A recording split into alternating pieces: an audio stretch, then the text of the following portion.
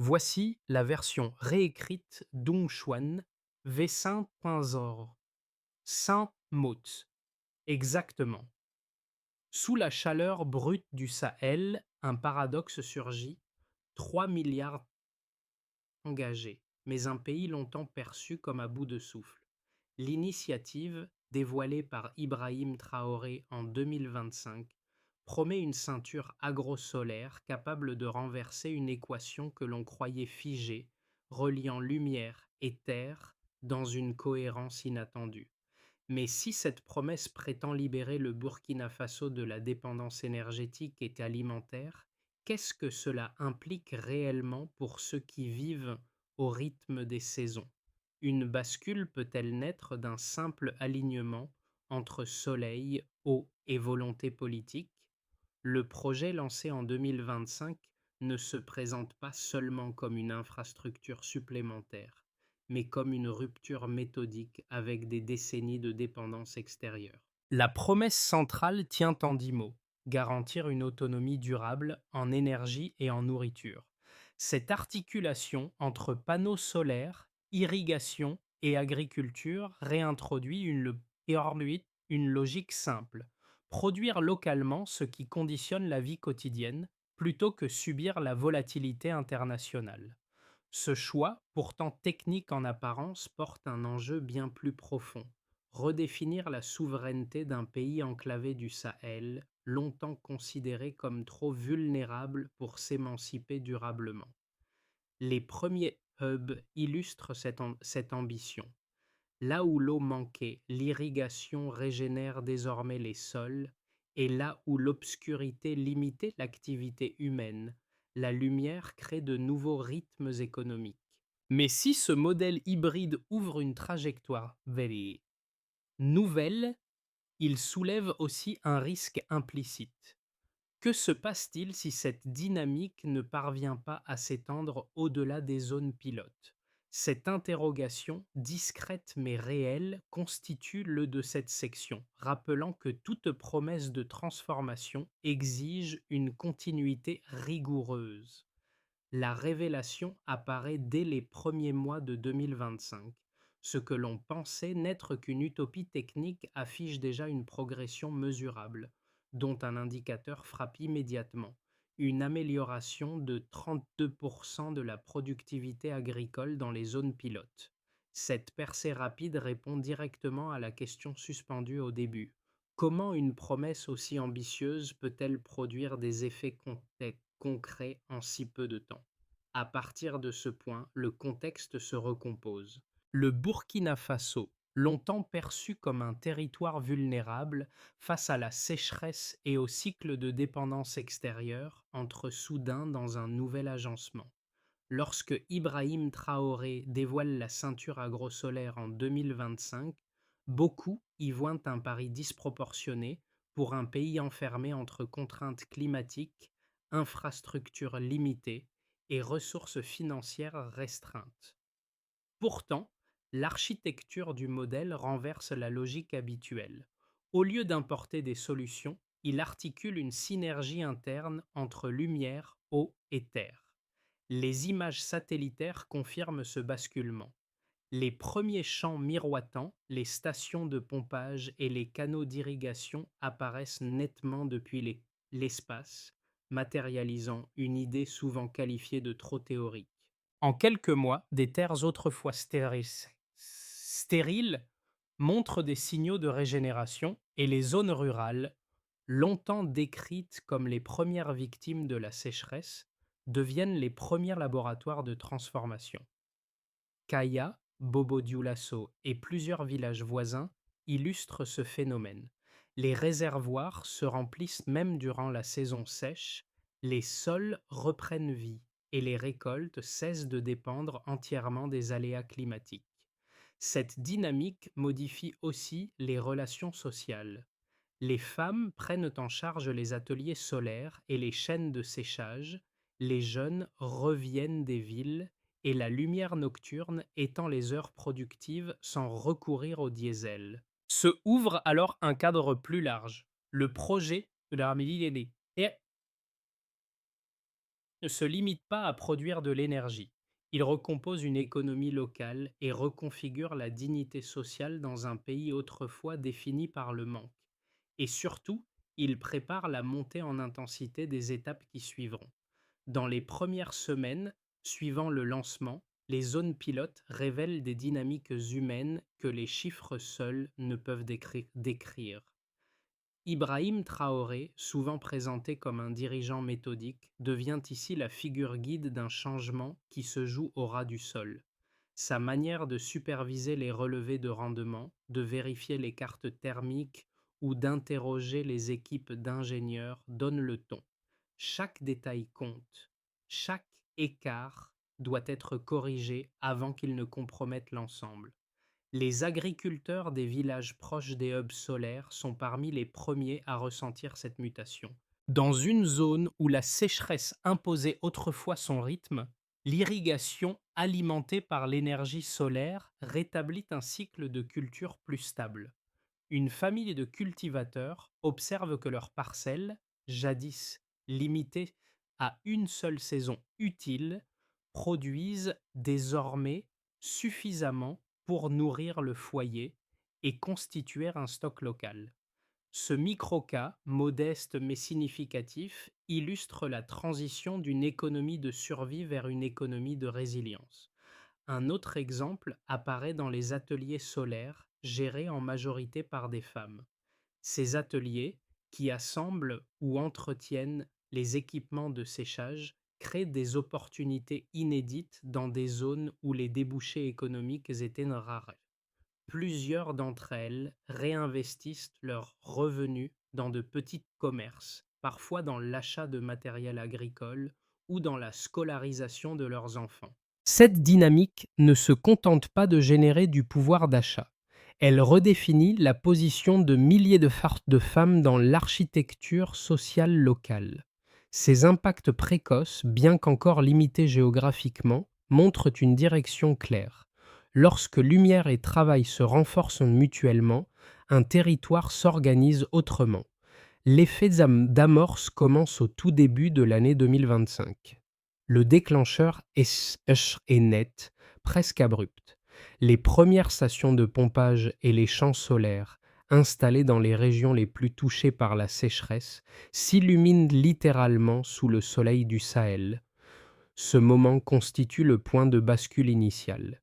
Ce n'est plus un projet annoncé, c'est une infrastructure vivante. Les équipes techniques déployées en urgence testent les connexions, vérifient la pression de l'eau, évaluent la stabilité des panneaux. À chaque ajustement, une logique nouvelle s'installe. Tirer parti de l'énergie solaire pour transformer un sol réputé aride en terre irriguée. L'accélération survient rapidement. En quelques semaines, les premiers champs irrigués apparaissent dans les zones pilotes. Les habitants, d'abord prudents, observent à distance. Puis, ils constatent ce qui semblait impossible. Des parcelles longtemps stériles se couvrent d'un vert léger. L'hiver sec du Sahel se heurte soudain à un système d'irrigation régulier. Le potentiel devient visible sans intermédiaire. C'est dans cette phase que le rôle d'Ibrahim Traoré se renforce symboliquement. Il suit de près l'évolution quotidienne, exige des rapports précis et réoriente les priorités pour éviter tout ralentissement. La montée en intensité s'inscrit dans ce second mouvement. Au premier trimestre 2025, plusieurs jalons majeurs sont atteints, 4 millions d'acres de terre revitalisés, une donnée inimaginable quelques mois plus tôt. 2 millions d'emplois créés, un volume qui reconfigure la dynamique sociale du pays. En parallèle, les premières exportations d'électricité vers le Mali marquent un événement historique. Le Burkina Faso, longtemps dépendant des importations énergétiques, devient pour la première fois exportateur. Ce fait, en apparence technique, agit comme un signal politique puissant. Un pays enclavé peut produire un excédent stratégique. La réduction des importations de diesel accentue encore ce basculement. Avec une chute de 50% de ces importations, près de 180 millions de dollars sont économisés pour le budget national. Cette économie immédiate devient une marge de manœuvre rare dans un pays à faible capacité financière. Elle sert à renforcer la maintenance des hubs, à former les techniciens locaux et à élargir les chaînes de séchage particulièrement gérées par les femmes. Dans cette dynamique, les ateliers solaires se multiplient. Ils représentent une convergence entre production énergétique, autonomie économique et transformation sociale. Le paysage médiatique change aussi. Les observateurs internationaux, d'abord sceptiques, couvrent désormais les avancées avec prudence. Certains soulignent les risques de dépendance technologique, mais les faits contredisent partiellement ces inquiétudes. La production locale d'équipements solaires réduit déjà la nécessité d'importer des pièces majeures.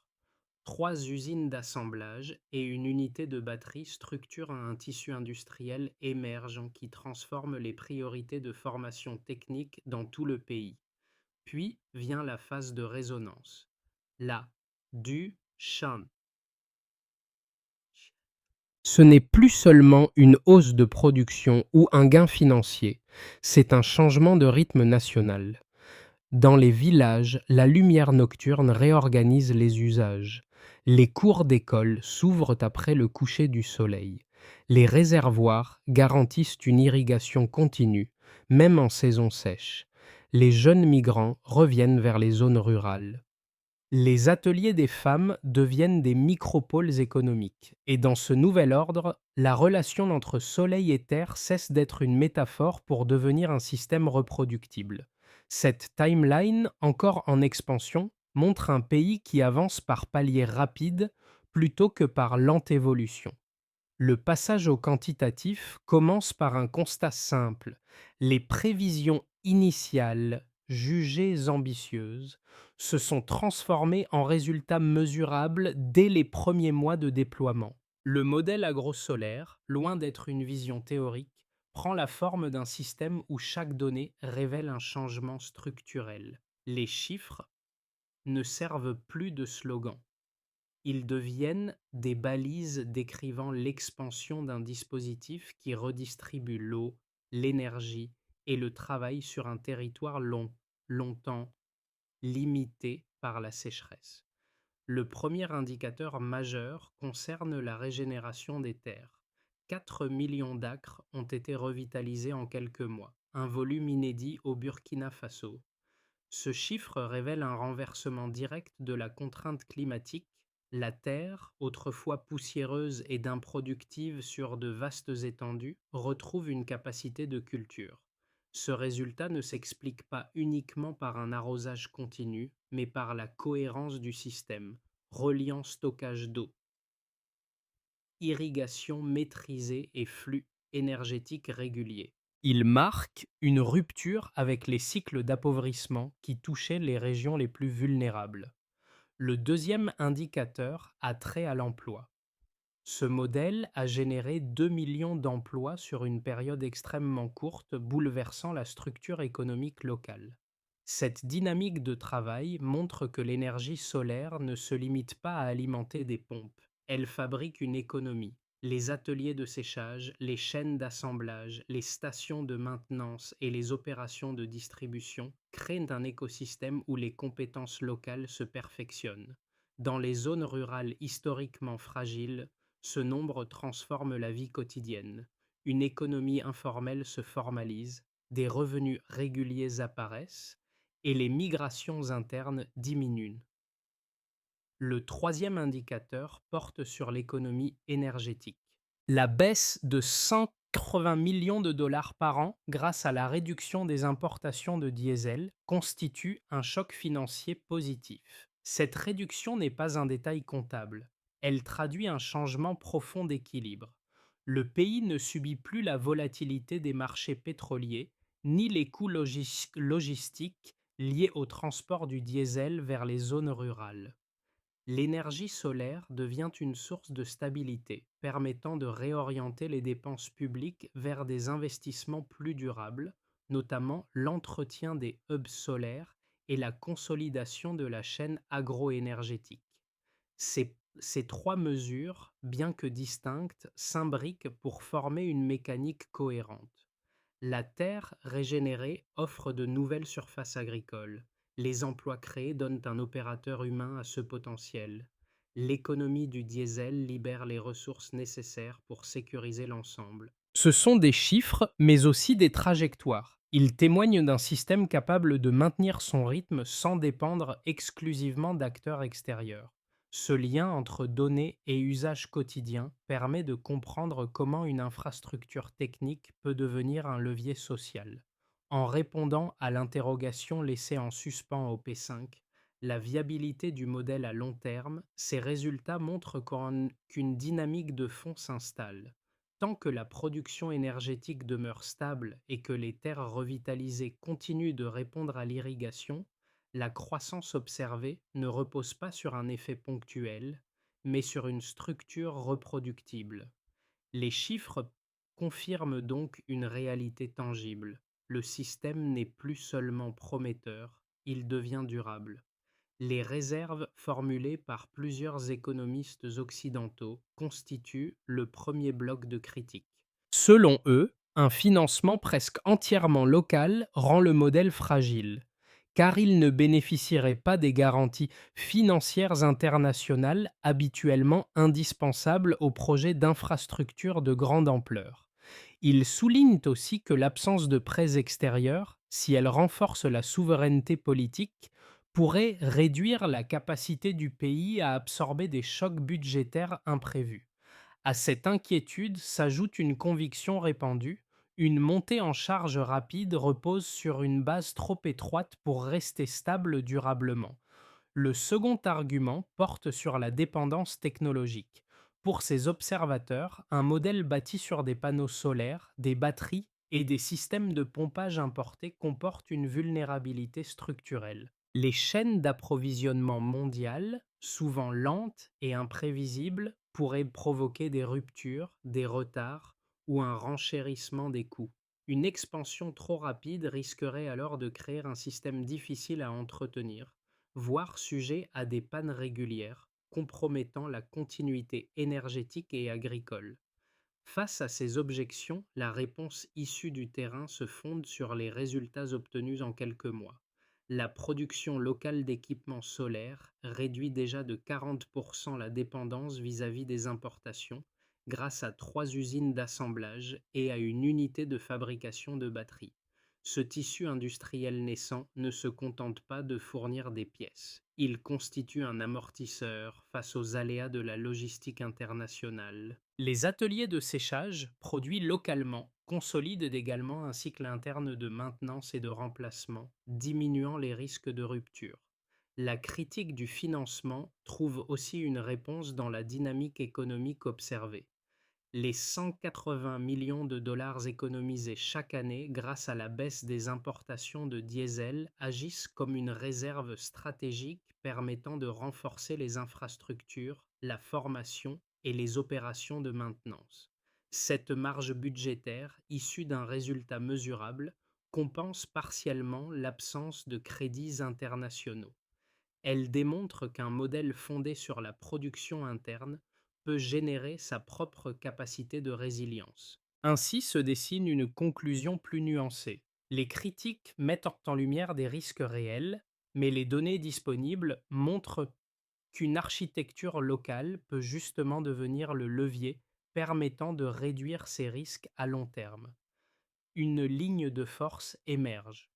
À mi-parcours, le projet est cesse d'être uniquement national et devient un point d'ancrage régional, révélant un basculement que peu d'observateurs avaient anticipé.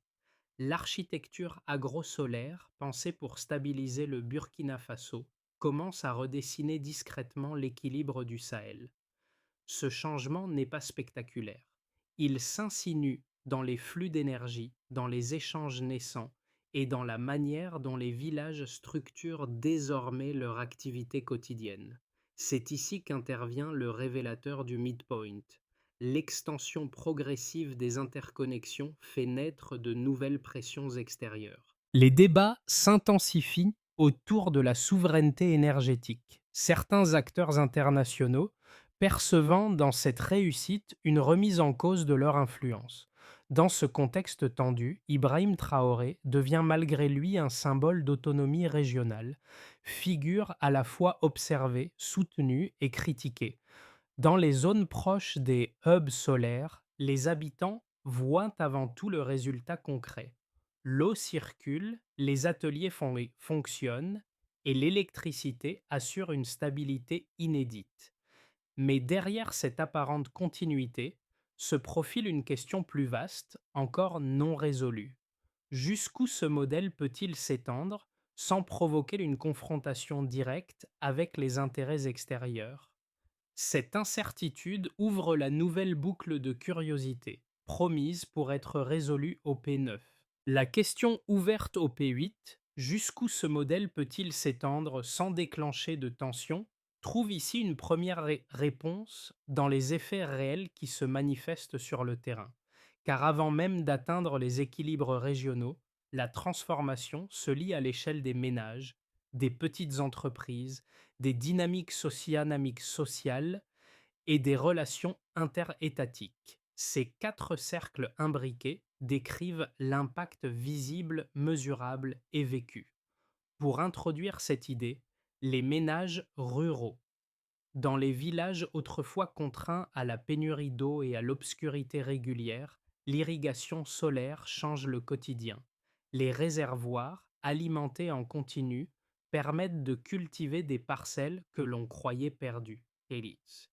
Les familles, jadis limitées à une agriculture de subsistance, disposent désormais de stocks plus stables et d'une sécurité alimentaire accrue. Les économies réalisées en évitant l'achat de diesel ou le transport d'eau s'additionnent, offrant des marges financières inédites. À travers ces améliorations, les habitants perçoivent moins une prouesse technique qu'une forme de dignité retrouvée, maîtriser enfin les ressources de leur propre territoire. Pour introduire cette idée, les petites entreprises locales. L'accès régulier à l'électricité entraîne une réorganisation profonde du tissu économique local. Les ateliers solaires, majoritairement gérés par des femmes, deviennent des pôles d'activité capables de produire, transformer ou sécher les récoltes. Les petites entreprises agricoles, moulins, unités de conditionnement, micro-chaînes de distribution, fonctionnent désormais avec une prévisibilité inconnue auparavant. Cette stabilité attire de nouveaux acteurs économiques, amenant une diversification lente mais réelle. Les commerçants notent aussi une hausse de fréquentation en soirée, la lumière prolongeant les heures utiles et augmentant les revenus. Pour introduire cette idée, les jeunes et les femmes, la dynamique sociale, elle aussi, se transforme. Le retour de jeunes vers les zones rurales constitue un phénomène inattendu. Là où le manque d'opportunités poussait à l'exode, la présence d'énergie et d'eau crée de nouvelles perspectives. Les femmes jouaient un rôle moteur. Plus de 70 000 d'entre elles, mobilisées dans les ateliers et les chaînes de séchage, acquièrent une autonomie économique qui reconfigure les rapports sociaux traditionnels. Elles investissent dans l'éducation, dans de petites activités commerciales ou dans la modernisation de leurs exploitations. Cette émergence silencieuse produit une cohésion sociale renforcée, un socle que les observateurs extérieurs n'avaient pas anticipé. Ici, la transition énergétique devient aussi une transition sociétale. Pour introduire cette idée, le Sahel et les relations régionales. C'est dans cette dernière sphère que la boucle ouverte au P8 commence à se refermer. L'exportation d'électricité vers le Mali, inédite dans l'histoire du Burkina Faso, crée de nouveaux équilibres. Pour la première fois, un pays enclavé fournit une ressource stratégique à un voisin.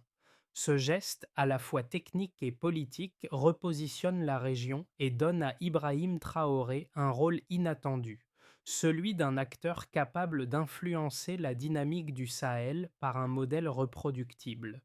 Cette influence, bien que naissante, explique une partie des tensions évoquées au midpoint. la réussite locale devient une référence et donc un point de friction potentiel pour certains partenaires extérieurs. Ces quatre niveaux montrent les quatre niveaux que les effets ne se limitent pas à l'énergie ou à l'agriculture. Ils dessinent une réorganisation entière, plaçant la maîtrise de la lumière, de l'eau et du travail au cœur d'un nouveau modèle d'autonomie. Les 6 à 12 prochains mois s'annoncent comme une période charnière où trois trajectoires demeurent possibles. Chacune repose sur les acquis observés jusqu'ici, mais chacune ouvre aussi un éventail distinct de conséquences.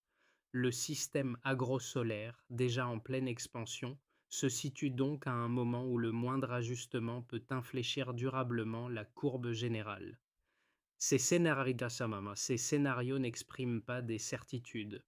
Ils décrivent les formes plausibles de continuité ou de tension. Pour introduire cette idée, stabilisation maîtrisée. Si le pays maintient la production énergétique actuelle et si les rendements agricoles conservent leur progression modérée, alors le Burkina Faso consolidera ses infrastructures sans s'aventurer dans des expansions risquées. Dans ce cas, les hubs solaires fonctionneront comme des centres de régulation, assurant irrigation constante et exportation limitée vers le Mali. L'objectif deviendrait la maintenance plutôt que l'expansion, permettant d'éviter un emballement des coûts. À l'échelle régionale, l'intégration énergétique progresserait à un rythme prudent, offrant un modèle reproductible sans déclencher de tensions majeures. Pour introduire cette idée, accélération et ancrage continental.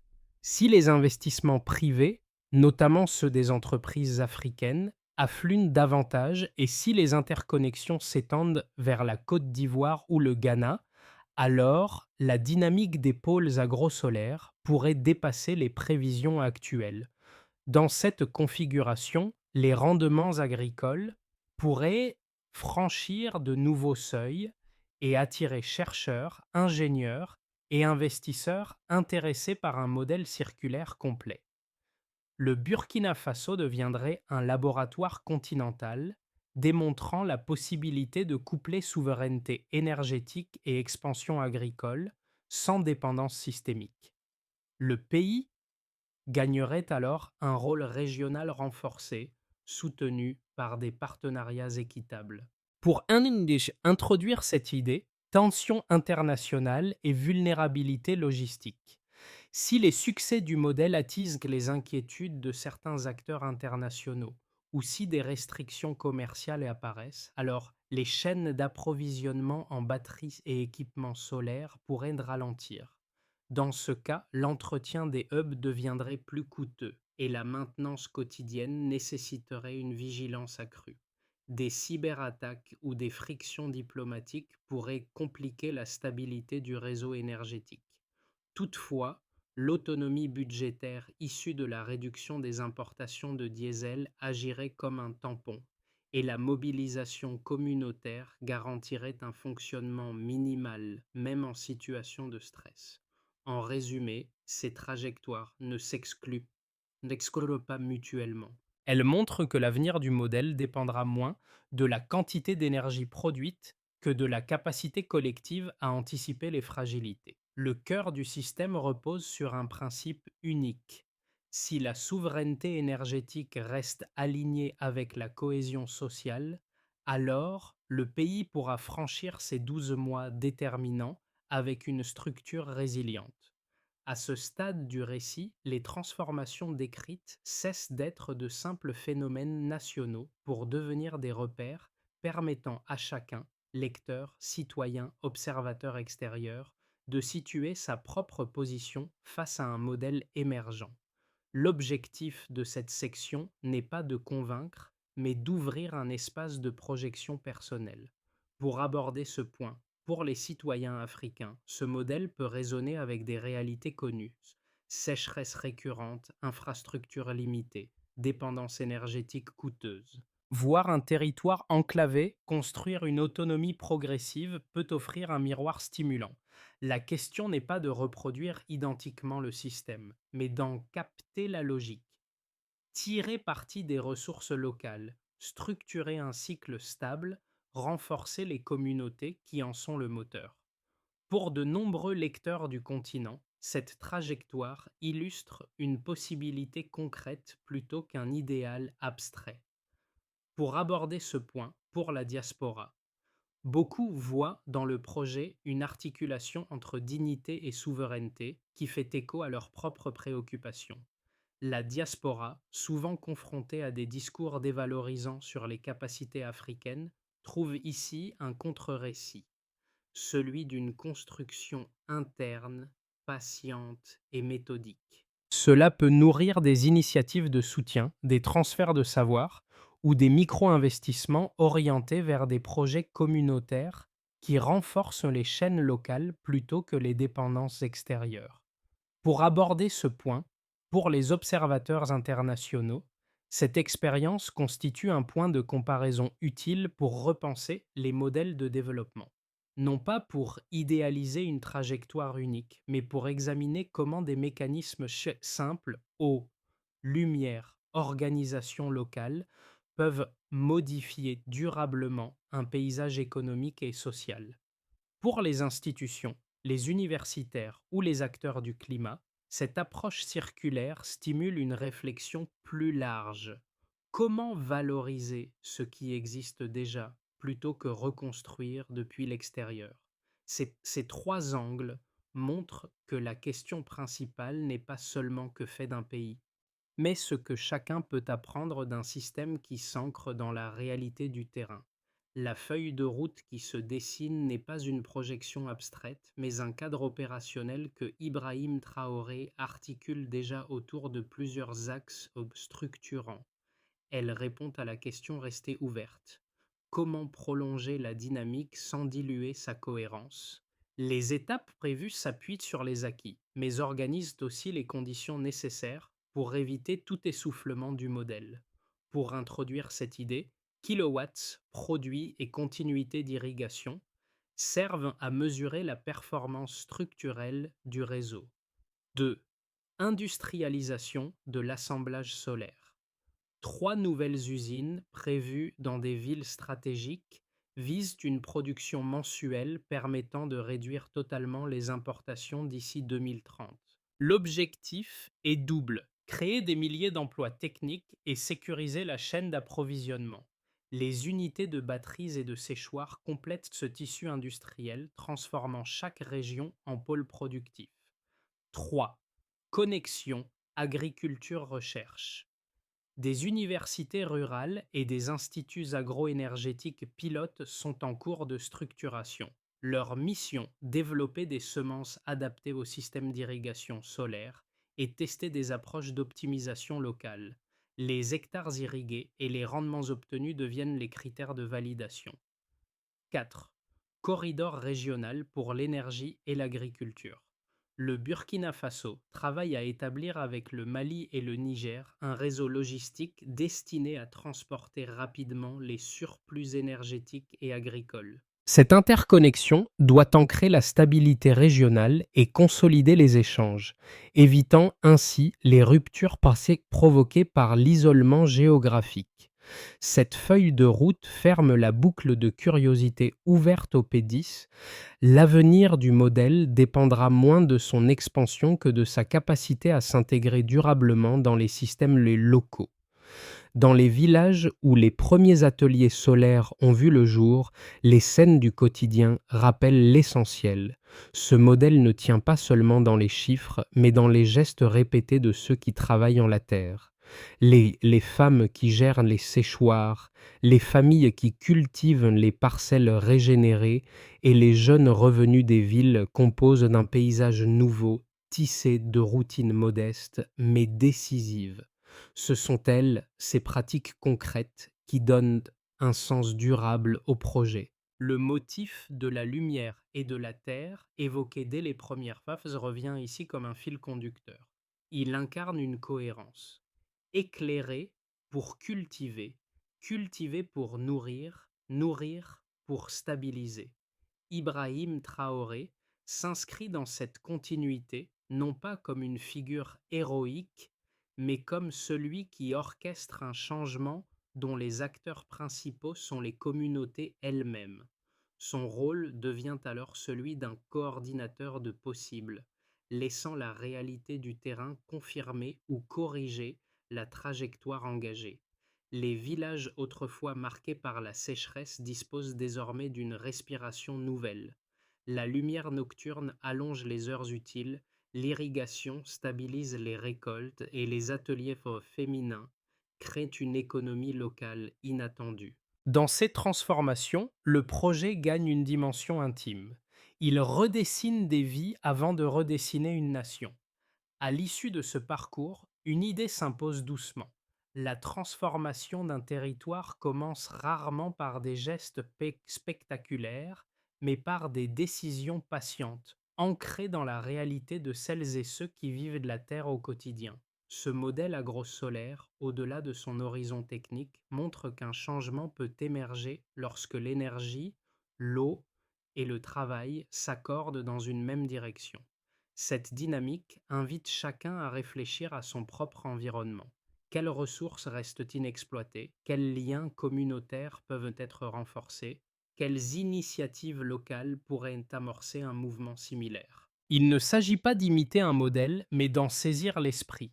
Valoriser ce qui existe déjà et construire un cadre durable à partir de forces internes. Le dialogue, la circulation d'idées et l'observation partagée constituent les fondations de cette démarche.